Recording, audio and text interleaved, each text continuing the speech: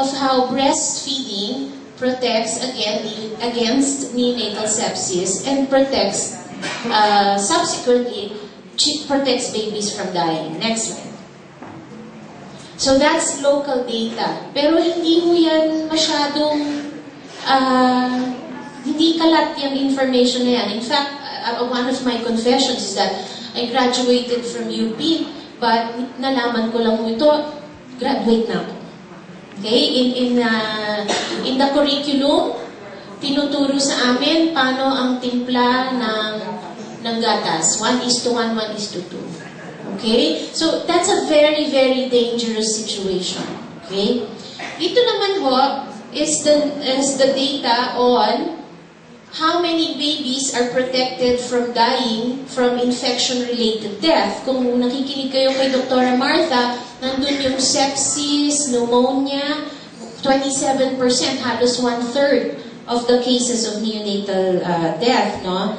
And in this study, tinignan nila kailan nagsimulang mag-breastfeed, diba? Kailangan initiate within the first hour. Kailan nagsimulang mag-breastfeed, and the risk of dying, ito naman po, if you go the higher the risk of dying from infection. The earliest time you can you can start breastfeeding is 1 hour. So the risk of dying is 1. That's the lowest possible risk. Pag dinelay nyo, if you delay breastfeeding for 24 hours, anong number na mo ito? 2. So, ang ibig sabihin po nito, you double the risk of dying from infection. If the baby's risk of dying is doubled if you delay breastfeeding for a day. Okay? Pag 24 to 48 hours, ito pong box na to ay nandito sa number 3. You triple the risk of dying. Kung i-room in mo tapos hindi mo muna padidedengen, you triple the risk of that baby dying. Okay? And if you postpone it for more than 48, not 72 hours or longer, you actually quadruple the risk of dying. Okay? As an epidemiologist, na-excite po ako sa ganitong curve because nakikita nyo, di ba, para siyang ladder. It's a stepwise progression. The longer you delay the start of breastfeeding, tumataas yung risk. No? That's called a dose-response relationship. It's a very, very strong evidence of how important it is to start breastfeeding within the first hour. And as midwives, you are in a critical role that this step happens. The next slide shows you almost the same results. Okay? Exactly the same dose-response, stepwise relationship. And this was in Ghana 4 years earlier with 10,000 babies. Half the number of the Nepal study, but still showing the same protective effect of letting babies breastfeed within the first hour so that they do not die from sepsis, diarrhea, pneumonia, or other infections. Okay, so this validates the effectiveness of breastfeeding as a life-saving measure. Next slide. Ito naman, next slide ho, pinapakita ang, this is a 1984 study from India, also very impressive.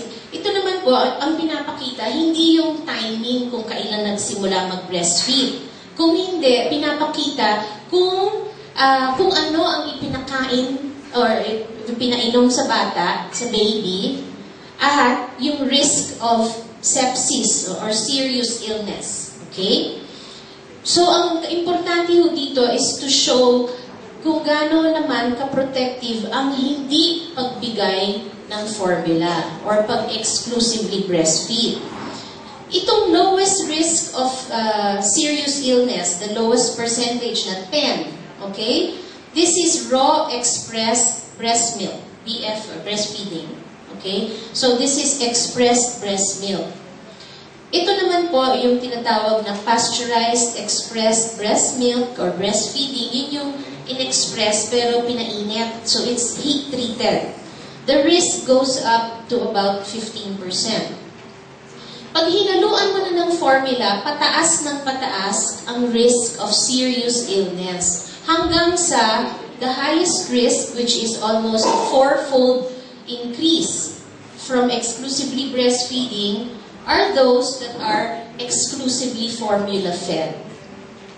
Okay? So, anong sinasabi nito? Sinasabi nito na kung ayaw mong magkaroon ng infection or serious illness ang baby, breastfeed lang, exclusive. Okay? And if you formula feed them, then you are actually contributing to their chances of getting a serious infection. Okay? So it's good to start breastfeeding as early as possible. And then second, stay exclusively breastfeeding. Next slide. So these are just some of the initial evidence that we considered when we were asked to give our ideas or our inputs into the hospital ng Makati sepsis problem, which led to assisting the DOH in coming up with recommendations on what intrapartum, maternal, and immediate newborn care practices can save lives. No? So we like to, this part, no, medyo statistics and numbers, so we're going to make it a little interactive para hindi naman kayo mahulog sa mga upuan nyo. We will be showing you the evidence based on research, okay, and correlate it with the protocols that are being used by the DOH for training. Next slide. So, alam niyo naman yung AMTSL? Active Management of the Third Stage of Labor. It's a package of interventions, low-cost interventions that consist of giving oxytocin, and then cutting the cord at the proper time, yung binanggit ni Dr. Martha, between 1 to 3 minutes, no? And uterine massage to prevent, and all of these, the goal is to prevent postpartum hemorrhage, which is the #1 cause of maternal deaths. Okay? So, ayaw nating ng postpartum hemorrhage, yung sobrang pagdudugo.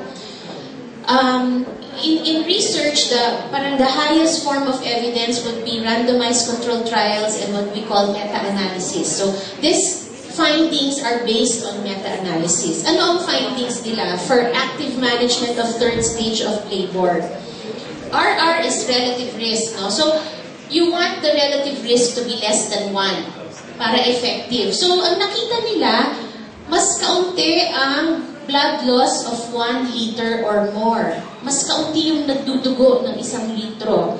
And the risk went down by about 67%.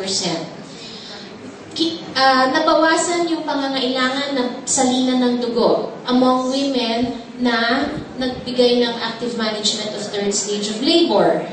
Hindi na nangailangan ng mga drips, no? Like mga oxytocin drips to prevent postpartum hemorrhage just by using AMTSL. And there were no deaths that were the direct result of active management of the third stage of labor. So it's very effective with no risk. Next. Uterine massage. Libre.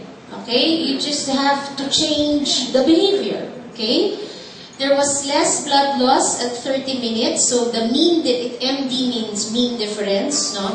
So there was less blood loss. The difference between groups was about 40%. There was less blood loss also at 1 hour. So there was, actually mean difference is about 41 cc and 77 cc. There was less need of additional oxytocin or ergometrin, no? And the number of women losing more than half a liter of blood nangalahati. Okay, so it's effective. Uterine massage is effective in preventing excessive blood loss from postpartum hemorrhage. Yung isang component pa ng AMTSL is properly timed cord clamping, and I will talk about that later. We will talk about the newborn. But there are other practices that were mentioned by Dr. Martha that are not being done in the hospitals, and I hope that the situation is different for you in your clinics. Okay, next slide. Yung maternal support, ibig sabihin yung companion that will give the mother support has